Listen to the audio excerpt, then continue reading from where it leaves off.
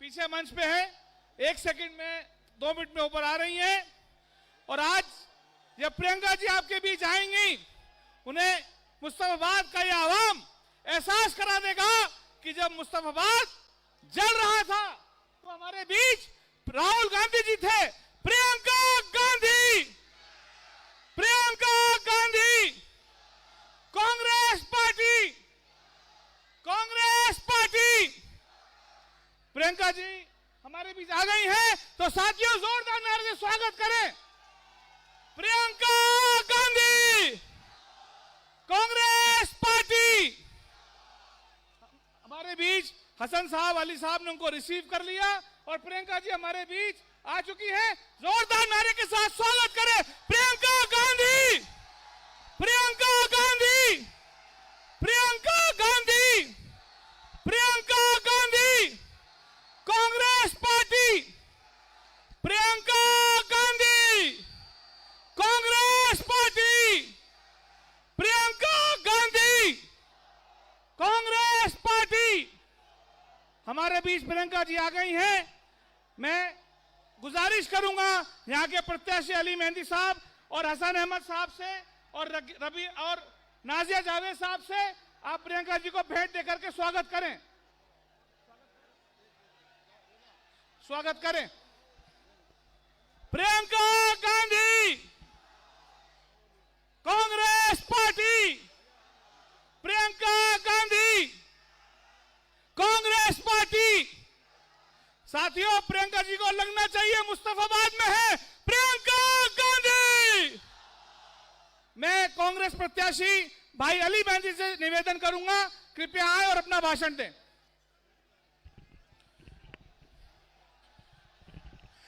प्रियंका गांधी, मुस्तफाबाद वासियों, इस सरजमीन पर पहली बार हमारी नेता प्रियंका गांधी जी पधारी हैं। उन्हें लगना चाहिए कि वो मुस्तफाबाद में आई है। ताली बजाओ। हमारी लीडर, देश की लीडर, देश की लीडर, वो आवाज जो कभी किसी से डरी नहीं। मैं ये कहना चाहता हूं, मैं सलाम करता हूं प्रियंका गांधी वाड्रा जी को। जिस तरह पार्लियामेंट के अंदर फिलिस्तीन का बैग पहनकर प्रियंका गांधी जी गई थी, ये इस बात की दलील थी। प्रियंका जी ने यह बताया था कि मैं जालिम के खिलाफ हूं और मजलूम के साथ खड़ी हूं। है नहीं, है नहीं। किसी में है इतनी हिम्मत, किसी में है इतनी हिम्मत जो इस तरीके की हिम्मत दिखाए? किसी में नहीं है। मैं सलाम करता हूं, प्रियंका जी को सलाम करता हूं। आज पूरा देश देख रहा है टकटकी लगाकर कि प्रियंका गांधी जी के अंदर हमें वही छवि दिखती है जैसे इंदिरा गांधी जी में दिखती थी। और ये सिर्फ बोलने के लिए नहीं, पहली बार एमपी बनने के बाद प्रियंका गांधी जी ने, हमारी नेता ने पार्लियामेंट में जाकर जालिमों के मुंह पर करारा तमाचा मारा है। दीदी, मैं आपका दिल की गहराई से शुक्रिया अदा करता हूं। अपने मुस्तफाबाद की तरफ से आपका शुक्रिया अदा करता हूं कि आप हमारे यहां पधारी हैं। ये सब लोग दीदी 4 बजे से आपकी एक झलक देखने के लिए बैठे हुए हैं। आपकी जबान से इस मुल्क की गंगा जमनी तहजीब को एक होते हुए सुनना चाहते हैं। दीदी, ये लोग आपको सुनते हैं, राहुल जी को सुनते हैं। आज पूरा मुस्तफाबाद और जमुना पार ये कह रहा है कि हम सब दीदी के आने के बाद कांग्रेस के साथ पूरी मजबूती से हैं। दीदी को बता दो, पूरा मुस्तफाबाद, जहां तक जा रही आवाज,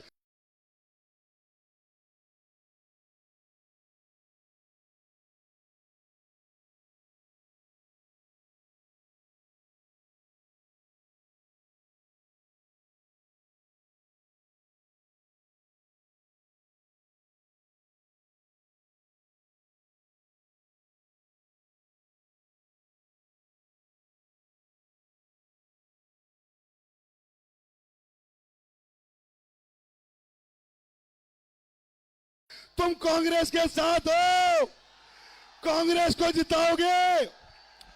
बस मैं अपनी बात दीदी के लिए एक शेर जरूर कहूंगा और दीदी की तरफ से इन जालिमों को कि दरिया तेरी खैर नहीं, बूंदों ने बगावत कर ली है। नादान समझ बुज़दिल इनको, लहरों ने बगावत कर ली है। हम परवाने हैं मौत समा, मरने का किसको खौफ यहाँ। रे तलवार तुझे झुकना होगा, गर्दन ने बगावत कर ली है। बहुत बहुत शुक्रिया। प्रियंका गांधी, प्रियंका गांधी। अब हम हमारी नेता प्रियंका जी को मंच पे बुलाने से पहले मैं मुस्तफाबाद के आवाम से गुजारिश करूंगा, जब दिल्ली जल रही थी, मुस्तफाबाद जल रहा था, तो इन सड़कों पे राहुल गांधी जी आए थे। आज प्रियंका जी आई हैं, तो आज इतनी जोरदार नारे से स्वागत किया जाए कि प्रियंका जी को पता चले जब दिल्ली जल रही थी तो राहुल गांधी यहां खड़ा था। प्रियंका गांधी। मैं गुजारिश करूंगा हमारी नेता प्रियंका जी से कि मुस्तफाबाद को अपने 2 शब्द कहें।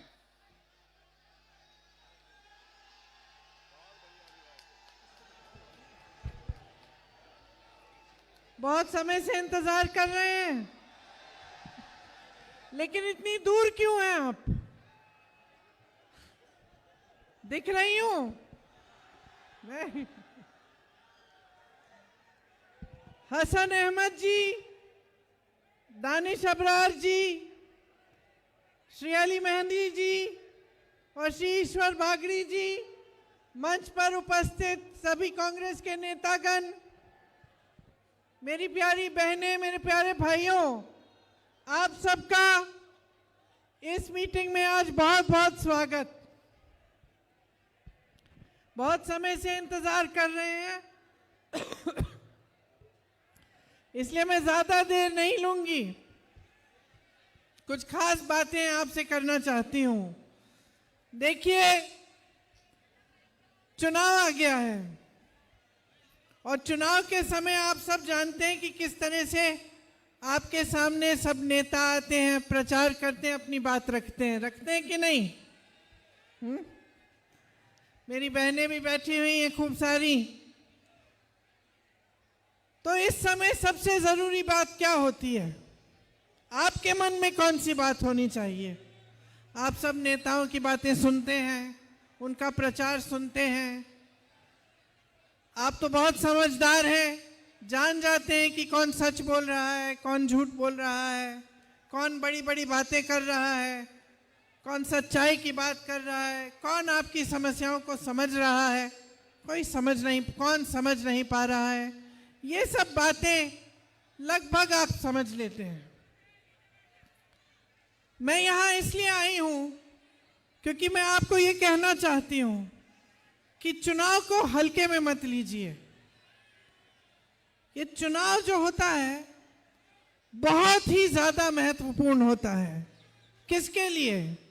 नेताओं के लिए नहीं, आपके लिए, आपके जीवन के संघर्ष के लिए, आपके जीवन की तरक्की के लिए, आपके जीवन के भविष्य के लिए।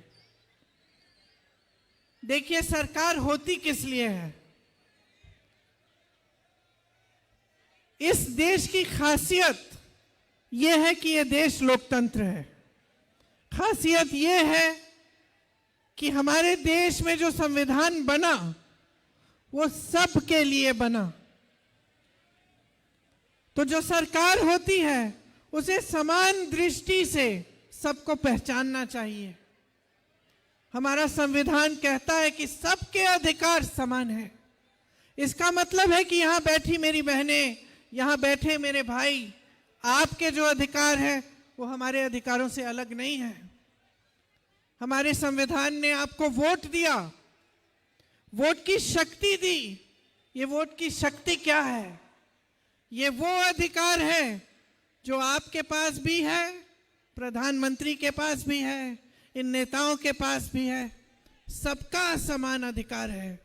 इस वोट से आप अपनी सरकार को चुनते हैं। अपने संविधान को या तो आप मजबूत बनाएंगे, अपने देश को मजबूत बनाएंगे, या फिर उसको कमजोर करेंगे। आपका वोट अगर ये नहीं पहचान पाएगा कि इस देश को बनाने वाले कौन हैं और बिगाड़ने वाले कौन हैं, तो आप इस वोट के जरिए इस देश का नुकसान भी कर सकते हैं। इसीलिए आपको बहुत संजीदगी से सोचना पड़ेगा, समझना पड़ेगा कि चुनाव के समय आपके निर्णय का क्या महत्व है। देखिए, ये दिल्ली शहर है, देश का केंद्र है, दुनिया के सबसे बड़ी शहरों में से एक शहर है। क्या हो गया, दिख नहीं हूं? इधर आऊं?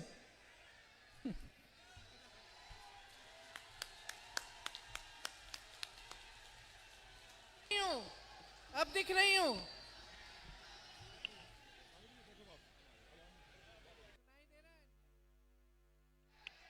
सुनाई दे रहा है?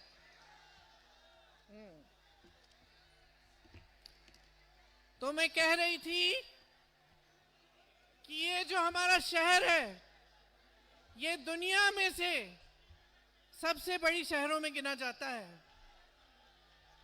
समझे आप? इसका पुराना इतिहास है, सदियों पुराना इतिहास है, हजारों साल पुराना इतिहास है। यहां आज भी देश भर से लोग अपना जीवन बनाने के लिए आते हैं, पलायन करके छोटे छोटे गांव से, अलग अलग प्रदेशों से यहां आते हैं। उनकी सोच ये होती है कि हम दिल्ली जाएंगे, अपना जीवन बनाएंगे, भविष्य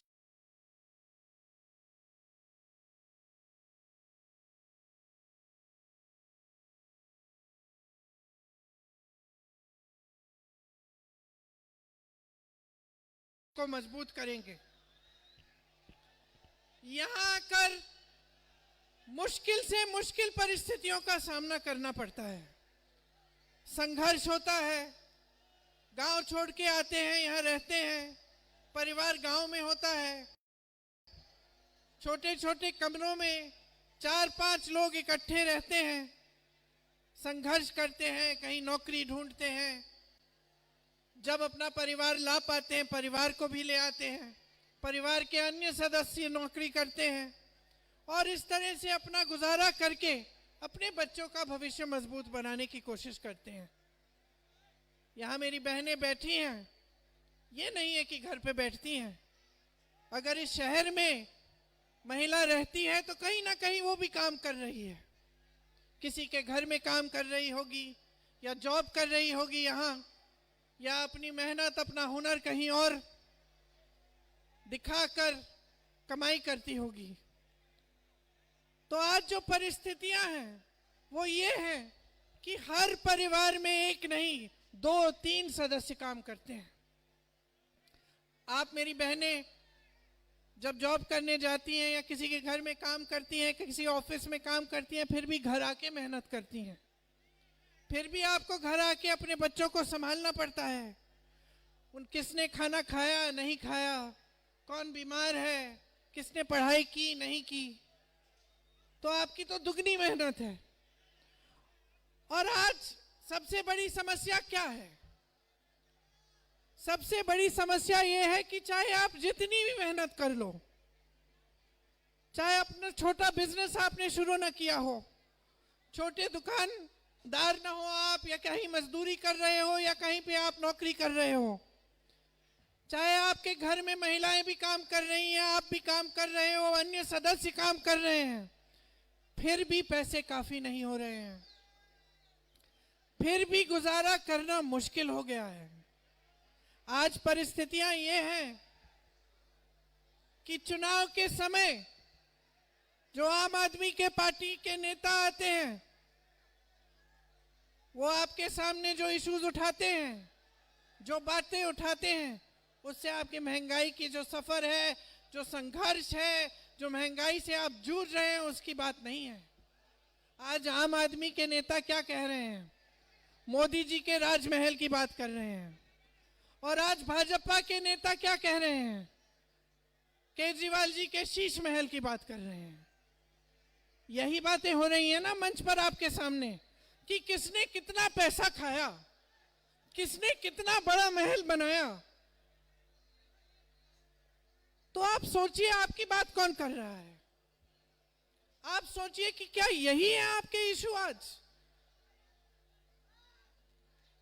क्या यही है बातें जिनके बारे में आपको सोचना है कि कौन किस पे क्या इल्जाम लगा रहा है चुनाव के समय? आपका जीवन क्या है इसको कौन समझ रहा है? आपके संघर्ष क्या है इसको कौन समझ रहा है? आपस में फूट डालने का काम कर रहे हैं। सुबह से शाम तक आप टीवी चलाएंगे, कोई फिजूल का इशू उठा लिया, कोई कहेगा मेरा अपमान कर दिया, कोई और कहेगा उसका अपमान कर दिया, कोई हिंदू मुसलमान के बीच बैर खड़ी करने की कोशिश करेगा, कोई जाति की बात करेगा। असली बात कौन कर रहा है कि आपकी सड़कें कैसे बनेंगी, आपको साफ पानी कैसे मिलेगा, आपके बच्चे शिक्षित कैसे होंगे, पाठशालाएं विकसित कैसे होंगी, आपके जो छोटे छोटे बिजनेस हैं वो मजबूत कैसे होंगे, आपको नौकरी कैसे मिलेगी, रोजगार कैसे मिलेगा। कौन बात कर रहा है आज आपके सामने? आपकी समस्याएं जो हैं कोई समझ रहा है? आप सुबह उठते हैं, आप सोचिए, सुबह उठते हैं, मंजन करते हैं कि नहीं करते?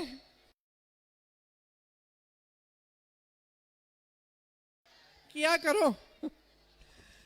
मंजन करते हैं, दांत मंजन पे, टूथपेस्ट पे जीएसटी है, ब्रश पे जीएसटी है, चाय पीते हैं उस पे जीएसटी है, ब्रेड खाते हैं ब्रेड मक्खन पे जीएसटी है, कपड़े पहनते हैं कपड़ों पे जीएसटी है। आपका बच्चा स्कूल जाता है, फीस आपको फीस देना मुश्किल हो गया है, वर्दी पे जीएसटी है, पेंसिल पे जीएसटी है, किताबों पे जीएसटी है। आप पेट्रोल डीजल भरना चाहेंगे अपने टू व्हीलर में, अपनी गाड़ी में, पेट्रोल डीजल के दाम बढ़ गए हैं। तो आप हर तरह से घिरे हुए हैं, आपके टैक्स बढ़ते चले जा रहे हैं और दिख क्या रहा है आपको? शीश महल, राजमहल, अडानी जी, अंबानी जी। देखिए, मैं समझती हूं, मेरे भी बच्चे हैं, सबकी परिस्थितियां अलग हो सकती हैं, लेकिन आज जीवन बदल गया है। आज हमारे बच्चे जो हैं, एक जमाने में हम कह सकते थे कि चलो गांव में भी, मैं गांव की बात करूं तो गांव में भी एक जमाने में होता था कि चलो बच्चे को 8वीं 10वीं तक हमने पढ़ा दिया, इसको नौकरी में कहीं पे लगा लो, खेती में मदद कर लेगा, या अगर आप कोई काम कर रहे हैं, आपका कोई हुनर है, आप वो हुनर सिखा देते थे, वो अपने साथ लग जाता था। आज वो जमाना नहीं है। आज गांव में भी जो सबसे गरीब है वो अपने बच्चे को पढ़ाना लिखाना चाहता है। अगर कोई महिला 8वीं तक पढ़ी है, मैं गारंटी के साथ बोल सकती हूं वो अपनी बेटी को कम से कम 12वीं तक BA में पढ़ाएगी। उसकी ये आशा और उम्मीद तो है। मैंने महिलाओं को देखा है गांव में, साड़ी के फॉल सिलते हुए छुप छुप कर अपने ससुर जी, अपनी सासू माँ से जाकर उसको 100 रुपए 150 रुपए कमा कर वो रखती थी कि अपनी बेटी को मैं अपने से ज्यादा पढ़ाऊंगी। और आज जमाना बदल गया है, बच्चे भी, महत्वाकांक्षाएं उनकी जो हैं वो बढ़ गई हैं। आज आपके बच्चे आपसे फोन मांगेंगे, है कि नहीं? आपसे कहेंगे अम्मी हमें फोन चाहिए, या माता जी हमारे लिए अच्छे कपड़े लेके आओ। तो उनकी भी जो महत्वाकांक्षा है वो बढ़ गई है। आज फोन पे सारा सोशल मीडिया दिख रहा है, सब चाहते हैं कि अपने जीवन में तरक्की आए। बच्चे चाहते हैं कि आप अच्छे जूते खरीद लें, उनके लिए अच्छे कपड़े खरीदें, आपसे फोन मांगेंगे, कहेंगे कि छुट्टियां हैं कहीं तो ले जाओ, 2 दिन के लिए कहीं ले जाओ। तो ये चीजें हैं, जमाना बदल रहा है, जमाने के साथ हम सब बदल रहे हैं, हमारी महत्वाकांक्षाएं बदल रही हैं, हमारा जीवन बदल रहा है और हमारी मुश्किलें बढ़ रही हैं। आपकी मुश्किलें इसलिए बढ़ रही हैं क्योंकि जो नेता हैं, जो सरकार है, चाहे वो केंद्र की सरकार हो, चाहे वो दिल्ली की आपकी सरकार हो, वो आपके बारे में सोच ही नहीं रहे हैं। उनके लिए ये बात हो गई है कि चुनाव के समय हम आपको आपके सामने आकर कुछ भी कह देंगे, उसके बाद आपको भूल जाएंगे, आपके काम नहीं करेंगे, आपके संघर्ष में शामिल नहीं होंगे, आपके जीवन में तरक्की लाने की कोशिश नहीं करेंगे। आजकल एक अलग सा माहौल फैल गया है। कई लोगों की बातें मैं सुनती हूं, वो ये उम्मीद भी नहीं रखते कि आज के नेता ईमानदार होंगे। उम्मीद ही नहीं है, आशा ही नहीं है। मैंने सुना है लोगों को क्या कहते हैं, कहते हैं कि चलो पैसे खाता है तो कम से कम काम तो कर ले। ये एटीट्यूड हो गया है। आजकल जनता ये कहने लग गई है, उम्मीद ही नहीं रखती कि अपना नेता ईमानदार हो। ये उम्मीद, ये आशा नहीं रखती कि अपना जो नेता है, जो सरकार है, हमारे लिए काम करेगी। जहां जाती है जनता वहां घूस देनी पड़ती है। छोटे से छोटे काम को कराने के लिए आपको पैसा देना पड़ता है। तो आपकी उम्मीदें भी टूट रही हैं।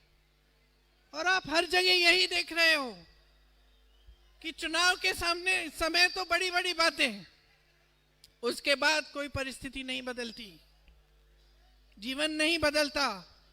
केजरीवाल जी को जब आप लाए थे तो आपको याद होगा किन परिस्थितियों में ये आम आदमी पार्टी बनी। केजरीवाल जी कैसे उभरे एक नेता के समान, कैसे भ्रष्टाचार के खिलाफ बात करके, भ्रष्टाचार के खिलाफ प्रचार करके। और आज इनमें और मोदी जी में क्या फर्क है?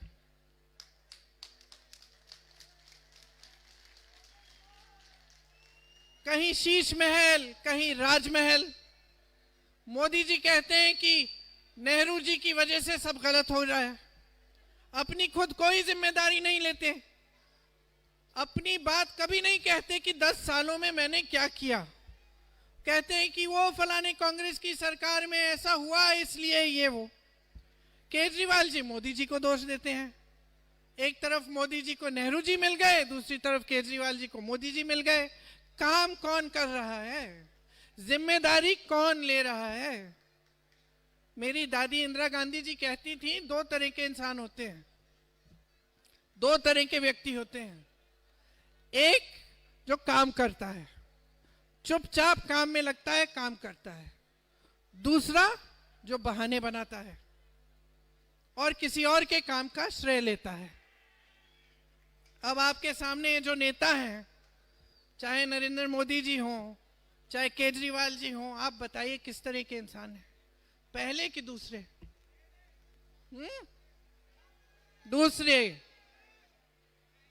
जिम्मेदारी नहीं लेते, इनको नेता कहते हैं आप। नेता जिम्मेदारी लेता है, नेता से गलती भी हो जाती है तो जिम्मेदारी लेता है, कहता है मेरे से गलती हो गई। नेता डरता नहीं है, लोगों को लड़ाता नहीं है, लोगों का ध्यान भटकाने का काम नेता का काम नहीं है।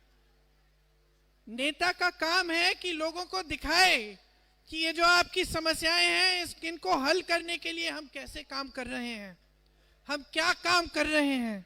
ये जो आपके संघर्ष है, ये जो आपका बोझ है, इसे हम कैसे हल्का करेंगे। नेता का काम ऐसा होता है। श्रवण कुमार की बात सुनिए आपने, अपने माता पिता का जो बोझ था वो अपने कंधों पे लेके चलता था। ये होता है नेता।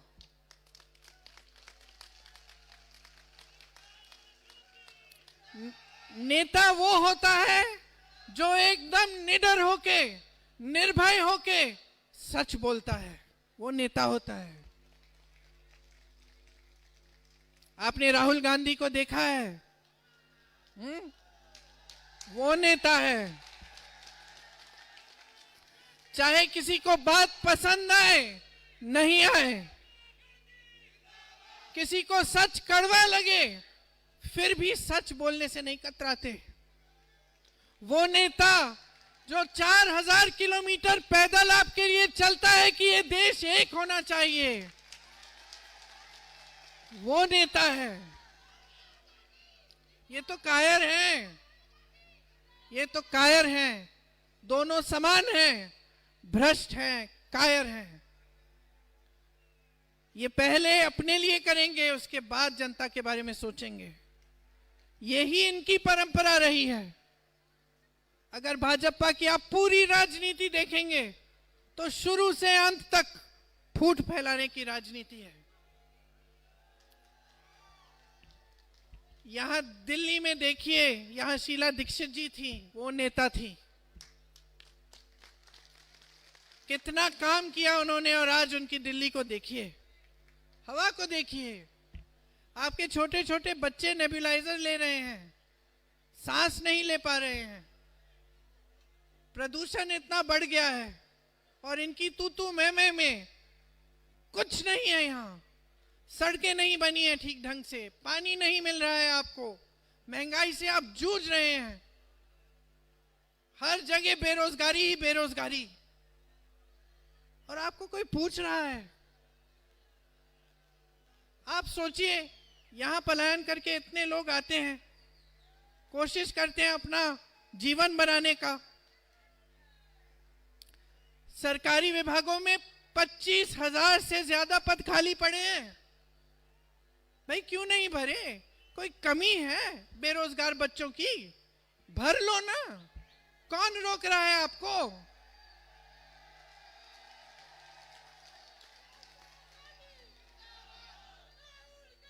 केंद्र विभागों में, केंद्र के विभागों में भी यही हो रहा है। केंद्र के विभागों में भी पद खाली हैं। क्या करते हैं? कॉन्ट्रैक्ट, कॉन्ट्रैक्ट पे नौकरी। किस लिए? नौकरियां क्यों नहीं दे रहे हैं? रोजगार क्यों नहीं दे रहे हैं जब पद खाली पड़े हुए हैं? जोमैटो, स्विगी, डिलीवरी, ओला में जो जो काम करता है उसके लिए क्या सुविधाएं हैं, क्या सुरक्षा है उनकी? सुबह से शाम तक काम करते हैं। सरकार ने कोई स्कीम नहीं निकाली आपकी मदद के लिए।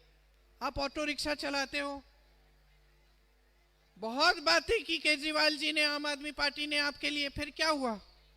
आपके जीवन में तरक्की आई? क्या आप अपने बच्चों का भविष्य मजबूत बना पाए हो?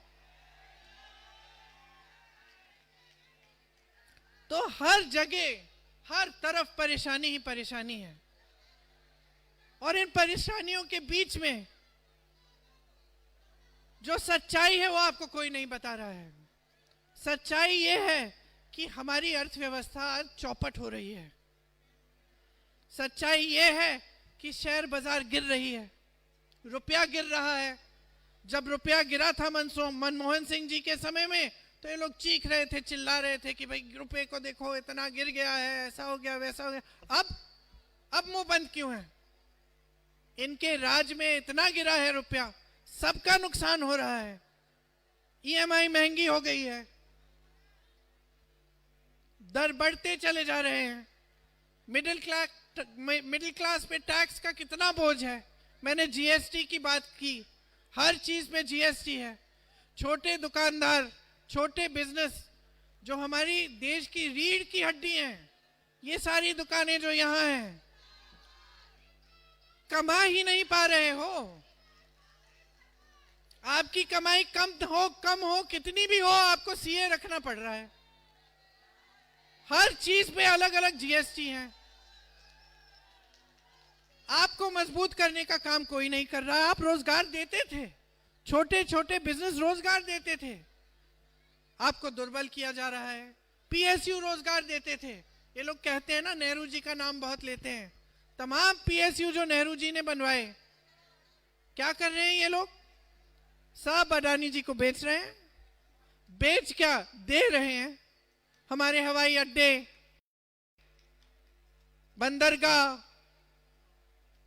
तमाम जमीनें, कोयले के खदान, सब कुछ इनके हवाले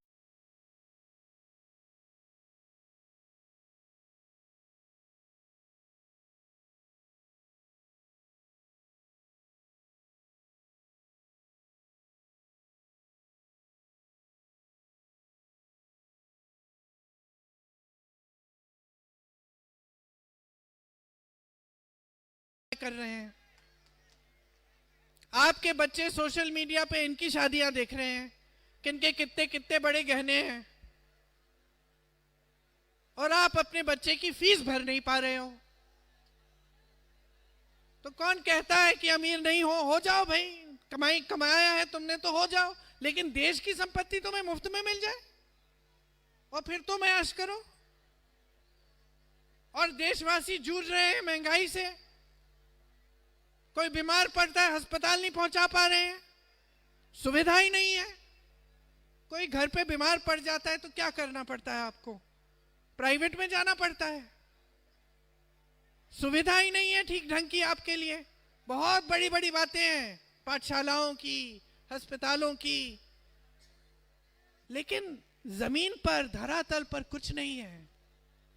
और ये मेरे कहने से मत मानिए, अपने जीवन को देखिए। पिछले 10 सालों में जब से भाजपा की केंद्र में सरकार रही है, जब से आम आदमी की सरकार दिल्ली में रही है, तब से बताइए आपकी कितनी तरक्की हुई है। शीला दीक्षित जी ने जो काम किया आपके सामने है। बड़े बड़े ब्रिज बनाए, हाईवे बनाए, बिजनेस को मदद किया, आगे बढ़ाया, मेट्रो बनाई।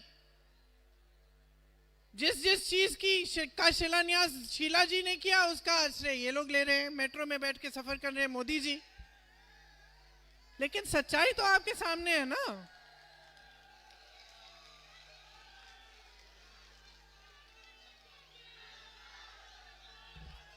तो आप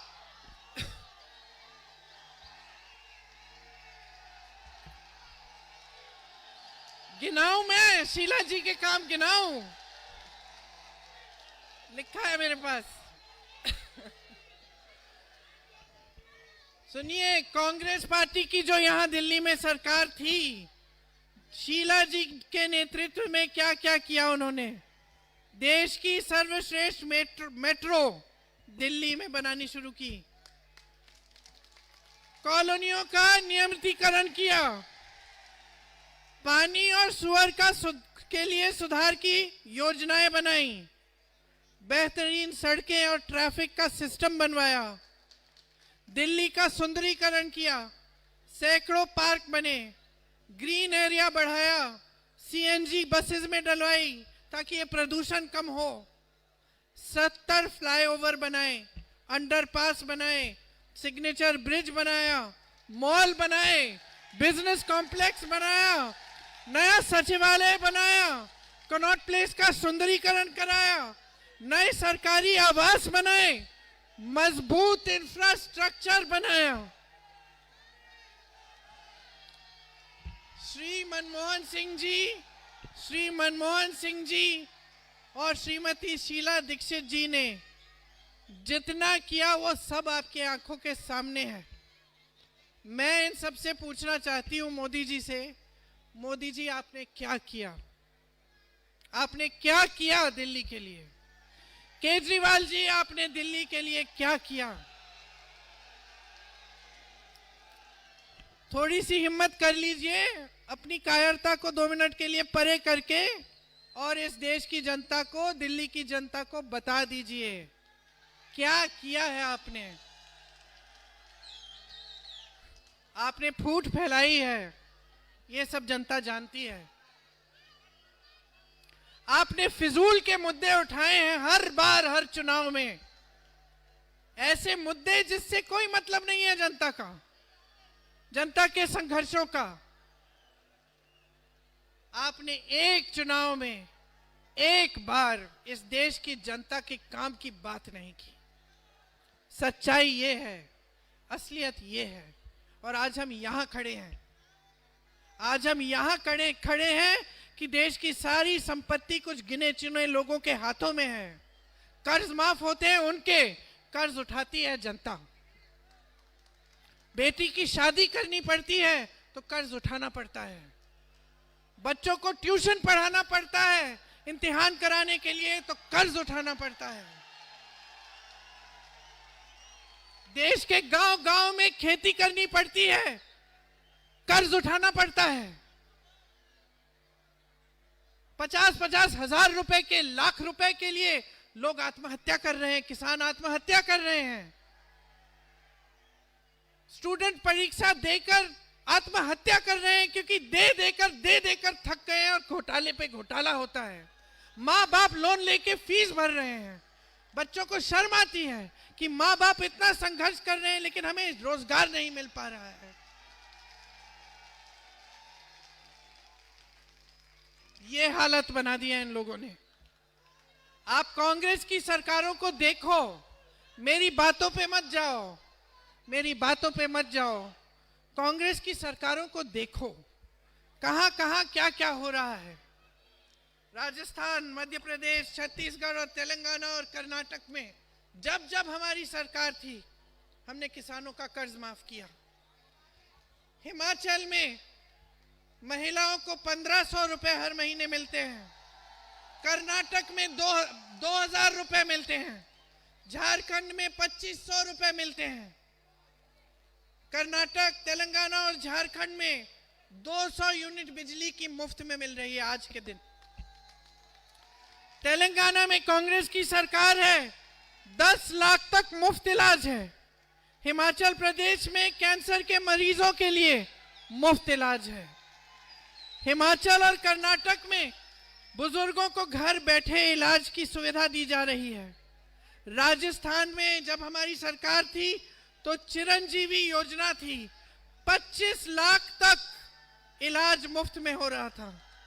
मैं बार बार हर मंच पर यह कहती हूं, खुद मेरे आंखों में आंसू आए जब मैं राजस्थान गई थी। उस समय एक शख्स थे, उन्होंने मुझे कहा कि उनकी पूरी हार्ट की जो सर्जरी थी पूरी मुफ्त में हुई।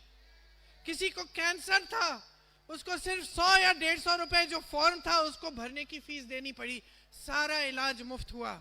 ये कर सकती है सरकार आपके लिए। ये चीजें करनी चाहिए हर सरकार को। राजस्थान में पहली बार कांग्रेस की सरकार जब थी तो गिग वर्कर की बिल लाई। मैंने ओला, उबर, जोमैटो, डिलीवरी वाले जो रोजगार करते हैं उनकी बात की, उनके लिए एक बिल लाए।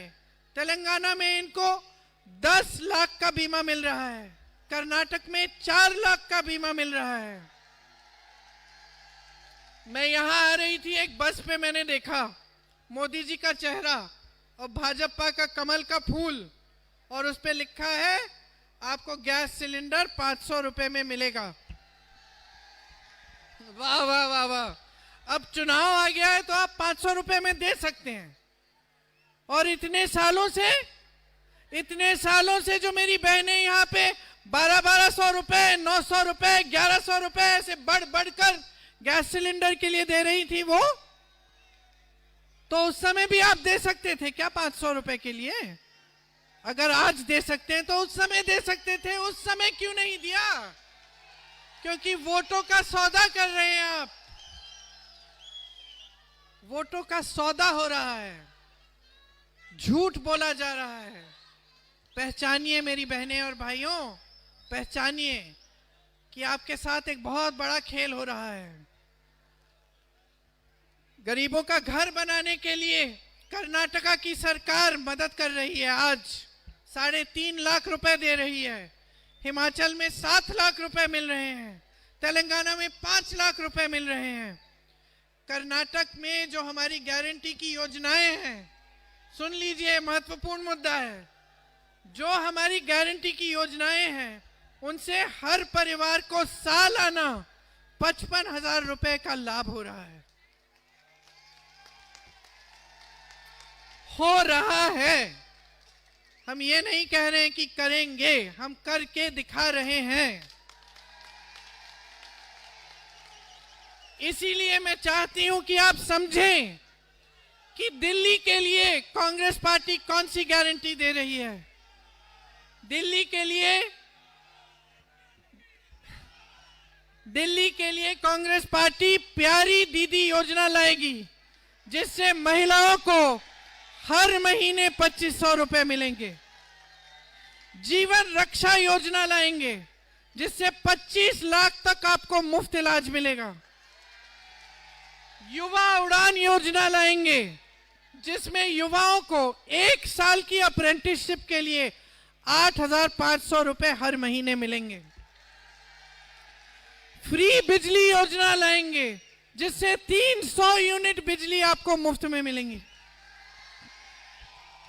महंगाई मुक्ति योजना लाएंगे, जिससे 500 में गैस सिलेंडर और फ्री राशन का किट मिलेगा। और मेरे पूर्वांचली भाइयों और बहनों के लिए खास तौर से एक अलग मंत्रालय बनाया जाएगा और एक अलग बजट बनाई जाएगी। तो देखिए, शुरू में मैंने कहा कि ये जो वोट है आपका, इसको हल्के में मत लीजिए। ये एक बहुत महत्वपूर्ण चीज है। ये आपके संविधान को बचाकर रखता है, आपको बचाकर रखता है। संविधान आपका सुरक्षा कवच है। अगर इस देश में आपका संविधान नहीं बचेगा, अगर संविधान मजबूत नहीं रहेगा, तो आपके अधिकार कमजोर होंगे। और इन 10 सालों में अगर भाजपा ने एक चीज की है, तो जनता को कमजोर करने का काम किया है। चाहे आर्थिक तौर पर, चाहे राजनीतिक तौर पर, चाहे मानसिक तौर पर। इनकी जो विचारधारा है, इसको समझिए। सारी सत्ता केंद्रित करके रखते हैं। सारी सत्ता एक इंसान के हाथ में होनी चाहिए। और आम आदमी पार्टी के केजरीवाल जी की विचारधारा भी इतनी ही है, ऐसे ही है। सारी सत्ता सिर्फ इन्हीं के हाथों में है। ये देश कभी ऐसे चल नहीं सकता है। सच्चाई ये है कि इस देश में हजारों करोड़ों लोगों की आशाएं, महत्वाकांक्षाएं हैं। हजारों करोड़ों लोगों की अलग अलग अभिव्यक्तियां हैं, सैकड़ों भाषाएं हैं, अलग अलग रहन सहन के तरीके हैं।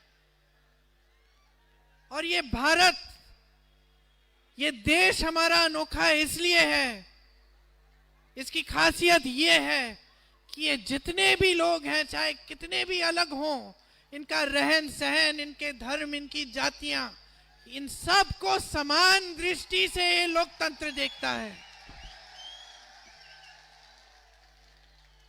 तो ये लोकतंत्र जो है,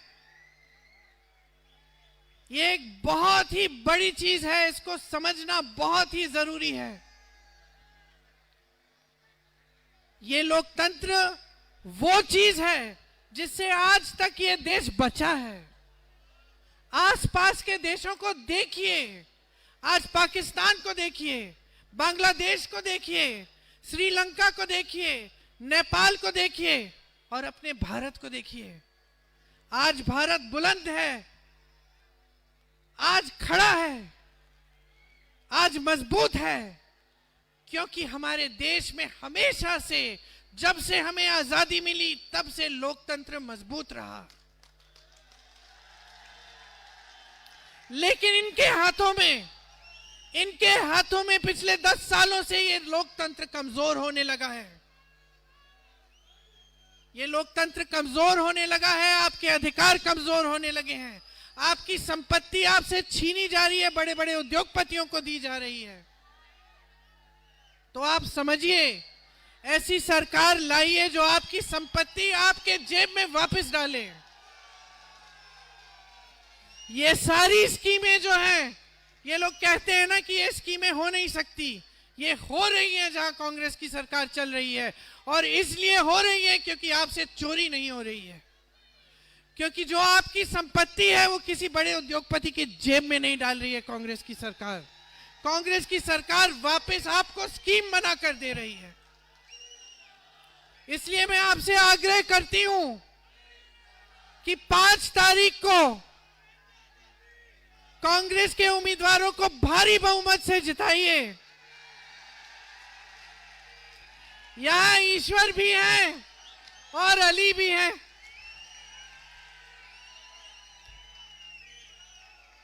ईश्वर भी है और अली भी हैं और आपका साथ है तो इस देश को मजबूत बनाने वाली राजनीति भी आए। आपको मजबूत बनाने वाली राजनीति भी आएगी और एक बार फिर ये दिल्ली शहर जो हमारी अमानत है, आपकी अमानत है, जो हमारे लिए, हमारे पूरे देश भर के लिए केंद्र है, मिसाल बननी चाहिए। एक बार फिर हम इसको मिसाल बनाएंगे, एक बार फिर हम यहाँ का विकास कराएंगे, आपके लिए मौके, आपके बच्चों के लिए, आपकी परिवारों के लिए एक नया भविष्य बनाएंगे। तो आपने बहुत शांति से मेरी बातें सुनी, इसके लिए बहुत बहुत धन्यवाद, शुक्रिया। एक बार जोर से मेरे साथ कहिए, जय हिंद, जय हिंद, जय हिंद। शुक्रिया।